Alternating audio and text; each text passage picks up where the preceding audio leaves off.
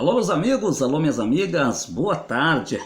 Eu quero desejar a todos um dia iluminado, cheio de bênçãos e de realização. Gente, você que ainda não se inscreveu, inscreva-se ativando o sininho das notificações.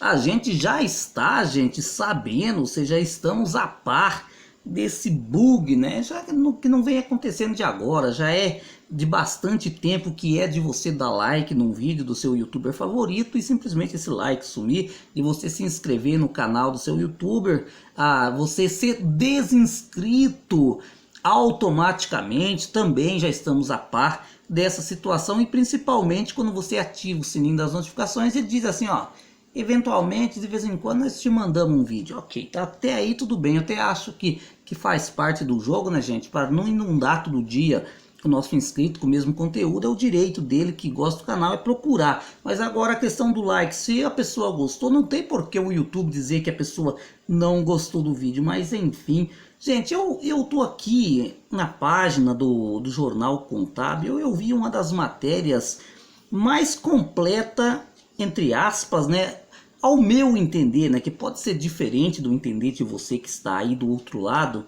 sobre a MP 871 na vida das pessoas. Gente, e o texto fala, entre outras coisas, que vai ser a judicialização mais do que já é do INSS, se caso essa MP 871.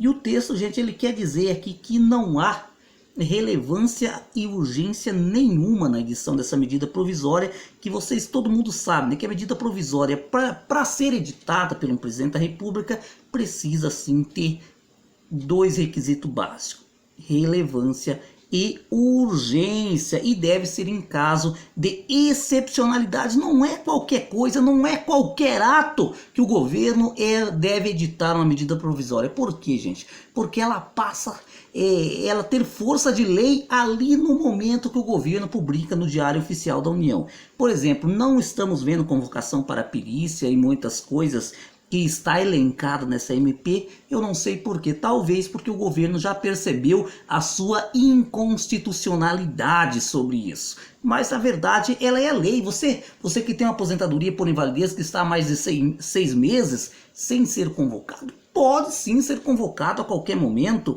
É você que é trabalhador rural, vai tentar sua aposentadoria, pode não conseguir a aposentadoria só porque, digamos assim, o certificado do INSS, do sindicato, provando que você é um produtor rural, já não serve mais. Você precisa ir lá no INSS fazer uma autodeclaração, entre tantos outros pontos. E já falando também, gente, que a medida provisória ela é muito clara ao dizer que quem recebe o BPC-Loas sim vai passar por perícia médica. Mas a turma fala, mas está dizendo na normativa do próprio INSS que só aqueles que estão com indícios de irregularidade. Gente, a normativa pode até ser que esteja escrito isso, mas no texto da medida provisória ficou claro que todos que recebem o BPC-Loas há mais de 2 anos sem perícia vai ser sim convocado para a perícia médica.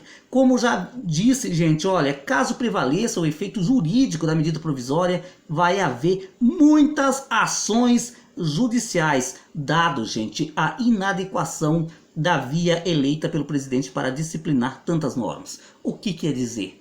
O governo não tinha essa prerrogativa, o governo não tinha esse poder para mudar tantas coisas ao mesmo tempo, que são coisas que deveriam ser mudadas pelo legislativo e não numa canetada de uma medida provisória. Segundo o portal Politize, o principal motivo é que as promessas políticas são a forma mais comum de cada candidato apresentar a sua plataforma de governo, ou seja, tudo aquilo que ele planeja realizar quando for eleito. É através das promessas que os candidatos mostram ao eleitor o que pretendem fazer para melhorar a sua cidade, o seu estado ou país. É por esse meio também que o eleitor pode identificar quais pautas cada candidato defende, e se o seu projeto de governo apresentado tem a ver com seus interesses. Olha, gente, só que o governo não deveria usar de um instrumento legal para fazer uma coisa, e digamos outro, gente, se não tivesse acontecido um pente fino, né? Mas, gente, o Brasil acabou de sair de um pente fino agora, 31 de dezembro do ano passado, ou seja, foi muito recente, muitos benefícios cortados, não tinha porquê, não faz sentido ter editado uma nova medida provisória praticamente igual à outra e trazendo muito mais, ampliando o leque de corte de benefício. Olha, nesse ponto, cabe lembrar que em nenhum momento o atual presidente, quando de sua campanha, mencionou mudanças previdenciárias tão drásticas para o cidadão. O presidente deu sinal sim, por exemplo, ele, quando foi votado na Câmara dos Deputados, a MP 767, ao pente fino do Michel Temer, ele votou favorável. Mas em questão previdenciária, por exemplo, a PEC de número 6, ele mesmo chegou a dizer que era um crime a reforma da Previdência proposta por o ex-presidente Michel Temer. Não foi isso que ele falou? Olha, se você parar para analisar como esse ponto, ele está causando um estelionato eleitoral por mentir grotescamente sobre esse assunto e que vai, infelizmente, a gente pairar ou cair sobre o cidadão mais pobre.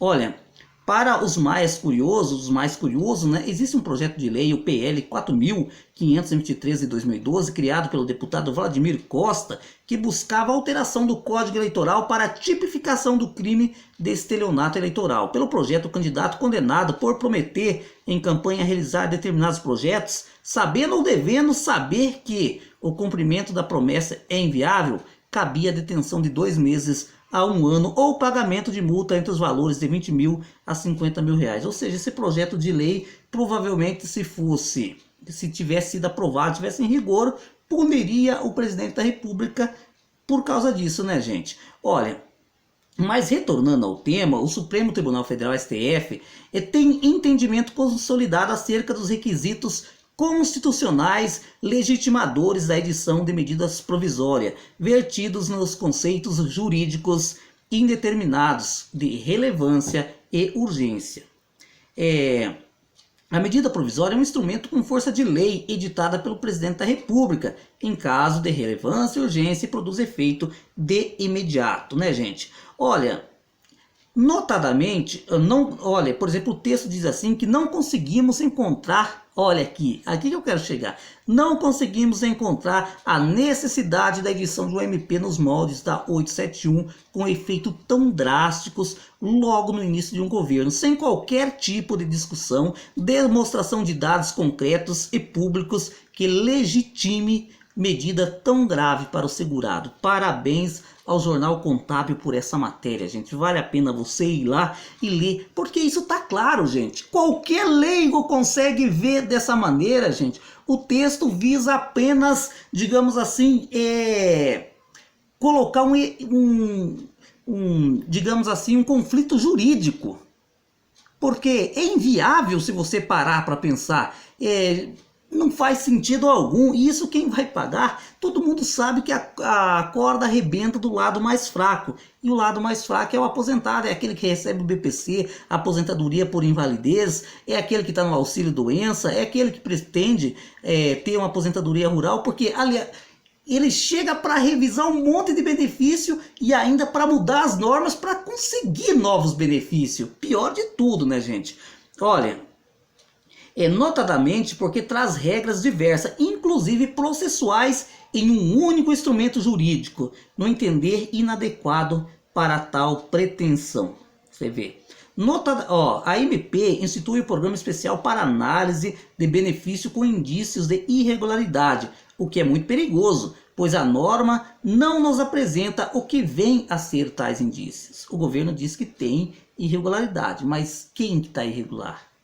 E não é muito mais fácil o governo mandar uma cartinha para essas pessoas que ele pensa que está ilegal ou está recebendo ilegalmente esse benefício? Não é muito mais fácil chamar esse segurado e dizer: nós achamos aqui irregularidade no seu benefício, você esqueceu de trazer essa nota, você faz tanto tempo que não passa por uma perícia médica, você não tem os dados cadastrais atualizados, o que aconteceu? Vamos conversar, vamos negociar. Mas não, gente, vamos enquadrar todo mundo como se fosse um fraudador e pronto.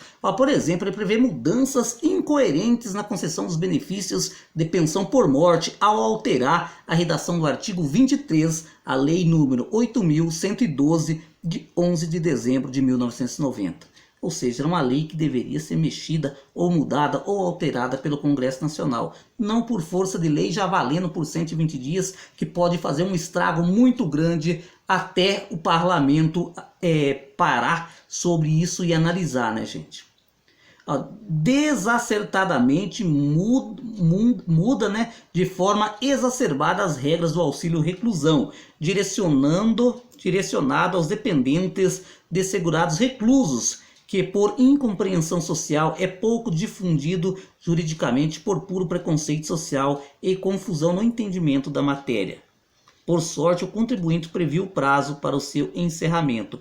O prazo de vigência de uma aberração como essa, ou seja, olha o que o escritor do texto está falando, gente. O prazo de vigência para uma aberração, ele chamou a MP 871 de uma aberração jurídica. É de 60 dias, prorrogáveis uma vez por igual período. Ou seja, se você parar, olhar clinicamente a cada item trazido pela MP 871, você vai ver, gente, que é sim uma aberração jurídica, é uma aberração social e vai contra os princípios mais básicos social hoje dos segurados do INSS. Ou seja, até mesmo em direitos adquiridos, o texto está tentando mexer. Só que vamos ver qual será a atitude que nossos congressistas vão tomar. Olha, gente, no caso em análise, já foi criada a Comissão Mista da Medida Provisória 871 de 2019, a CM-MPV 871 de 2019, formada por deputados e senadores para aprovar um parecer sobre a legalidade jurídica. Depois, o texto segue para o plenário da Câmara e em seguida para o plenário do Senado. A primeira reunião, gente, está marcada agora. Fiquem atentos para o dia 10 de abril de 2019. Ou seja, a primeira reunião às 14 horas, instalação e eleição. Vamos ficar atentos. Vai ser na Câmara do Senado. Se aí na sua residência pega a TV Senado, fique atento, gente. Vai ser dia 10. Hoje nós estamos... segunda-feira, hoje nós... Terça, dia 9, quarta, dia 10, às 14 horas. Vamos ficar ligados na TV Câmara para nós entender, para nós ter mais ou menos uma ideia como nossos legisladores vão se comportar diante dessa matéria tão frívola, tão mesquinha, tão banal, mas que veio para... Digamos assim, se o aposentado já vive com a faca nas costas, cutucando ele por uma renda baixa, por viver doente e ainda na pressão de qualquer hora ser convocado para uma perícia médica, ainda tem que suportar uma medida provisória desse cunho, né, gente? Então, olha, daí se a Câmara rejeitar, gente, a MP 871, ou se ela perder a eficácia, nossos senadores e deputados têm que editar um decreto legislativo para disciplinar os efeitos jurídicos gerados durante a sua vigência. Ou seja, vão ter que parar e debruçar, vai dizer, aquele que perdeu o benefício durante essa MP vai ter o benefício reconstituído ou não? Aquele que perdeu, perdeu e digamos assim, o que segue é de agora para frente. A Câmara tem que parar e ver e legislar sobre isso. Se o conteúdo da medida provisória for alterado, ela passa a tramitar como projeto de lei de conversão. Né? Você entendeu?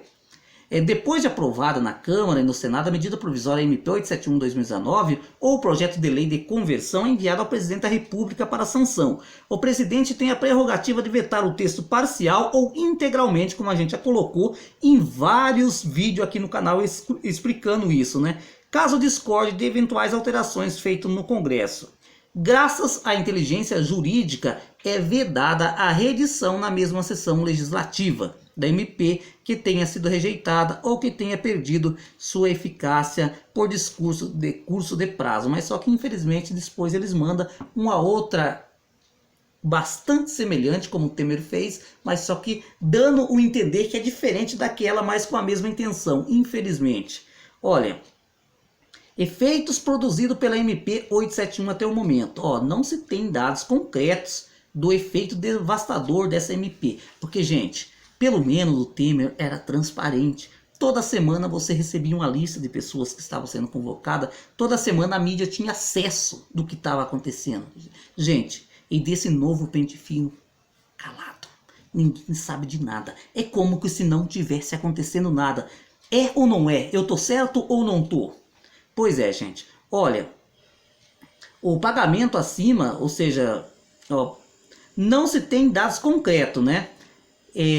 Sobre o que está acontecendo, a não ser muitas preocupações criadas por fiscais do Instituto Nacional de Seguro Social, o INSS, pagos por Bolsonaro para achar fraudes. Ou seja, aquele o escritor, ou seja, o autor do texto está se referindo ao bônus, né, gente, que é pago para o servidor, aquele que trabalha lá, a cada benefício que ele encontrar alguma espécie, algum índice de irregularidade, ele vai alertar e ele vai ganhar por isso, que vai ser R$ 57, sem contar que o médico perito também vai ganhar 60 e poucos reais por cada perícia feita. Mas só que vale a pena lembrar aqui que muitas pessoas pensam que o perito ganha para cortar o benefício, ou seja, o benefício que ele corta ele ganha. Não, gente. O perito ele tem uma cota de trabalho durante o dia, digamos que seja 8 perícias de manhã e 8 perícias à tarde, tá? Ele faz normalmente, aquelas pessoas, o trabalho dele normalmente. Aí o que acontece? Ele diz para o governo, não, eu vou aceitar fazer isso, a partir das 5 da tarde ou das 6 da tarde eu vou fazer 4 perícias. Daí tá, digamos que ele periciou 4 pessoas depois do seu expediente de trabalho, como se fosse uma hora extra, tá? Ele aprovou 2 e reprovou 2, mas daí vai dizer, não, então ele vai ganhar só por aqueles 2 que ele tirou do sistema do INSS. Não, ele vai ganhar pelos 4, ele vai ganhar pela análise dos 4, né? Ou seja, não é que nem muitas pessoas pensam que ele só ganha se ele cortar o benefício. E também, agora, gente, o que ainda não está bem claro, se o servidor do INSS vai ganhar por cada benefício que ele, digamos assim, supor que tem alguma irregularidade, ou se ele vai ganhar por cada benefício que ele analisar. Olha, como acima sinalizado, a edição de medidas provisórias pelo presidente da República, como já decidiu o STF, para legitimar-se juridicamente depende, entre outros requisitos, da estrita observância dos pressupostos constitucionais de urgência e da relevância. É no artigo 62 da Constituição Federal, né, gente? E daí depois, né, teve vários entendimentos por aí. Esse texto, gente, eu acabei de ver, é do Walter dos Santos. Provavelmente é do... eu não sei se é o mesmo que tem aqui o canal no YouTube, se é do Dr. Walter.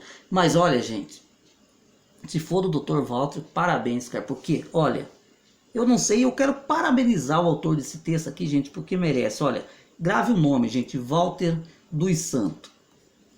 Ele sintetiza